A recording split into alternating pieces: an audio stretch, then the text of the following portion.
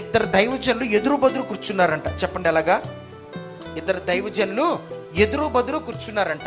ఎదురు బదురు కూర్చుంటే ప్రియ దేవుని బిడ్డలారా, ఒక యవనస్తుడు ట్రైన్ దిగుతున్నాడు, బయటికి వెళ్తున్నాడు, వస్తున్నాడు. ఈయనేమో మోకరించి ప్రార్థన చేస్తున్నాడు.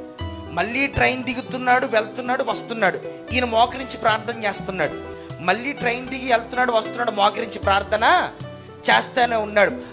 హైదరాబాద్ వరకు అనుకుంటాను. హైదరాబాద్ వరకు వెళ్ళేంత వరకు కూడా ఆ దైవజనుడు ఏం చేస్తున్నాడు? ఇంకొక యవనస్తుడు ఏం చేస్తున్నాడు? చూస్తూ ఉన్నాడు, పరిశీలన చేస్తూ ఉన్నాడు. పరిశీలన చేస్తూ ఉంటే ప్రియ దేవుని బిడ్డారా, ఈయనెవరో అర్థం కాదు. ఎవరైనా మోకరించి ప్రార్థన చేస్తున్నాడు, ఎంత మోకరించి ప్రార్థన చేస్తున్నాడు ఏమండి? ప్రారంభం ఎక్కిన దగ్గర మొదలుకొని హైదరాబాద్ వచ్చేంత వరకు కూడా ప్రార్థన చేస్తాడు. ఎవరైనా అని అంటా ఉంటే ప్రియ దేవుని బిడ్డారా, గమ్యస్థానం వచ్చింది.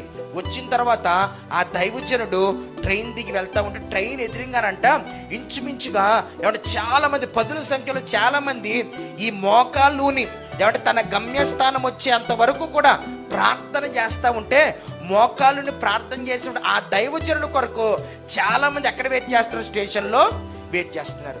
ఏ యవనస్తుడైతే ఈ తతంగం అంతా కూడా రాత్రంతా చూస్తున్నాడో ఆ యవనస్తుడు ఈ పిలిచి, అయ్యా ఎవరైనా ఆయన గురించి మీరు అందరూ వచ్చారు ఏంటి అని అంటే, అక్కడ ఉన్నటువంటి వాళ్ళు చెప్పిన మాట ఏంటో తెలుసా? ఆయన భక్త సింగ్ గారు. దేవునికి స్తోత్రం చెప్పండి. అడిగినటువంటి యవనస్తుడు ఎవరో తెలుసా? టీజీఎస్ దినకరన్ గారు. దేవునికి స్తోత్రం చెప్పండి. హల్లెలూయా. ఆ దైవజనుడి యొక్క బాహ్య స్వభావము ఒక యవనస్తుని మార్చి దేశానికి, ప్రపంచానికి ఉన్నతమైన పరిచయం చేసేటువంటి మరొక దైవజనుని ఇవ్వగలిగింది. దేవునికి స్తోత్రం చెప్పండి ఒకసారి.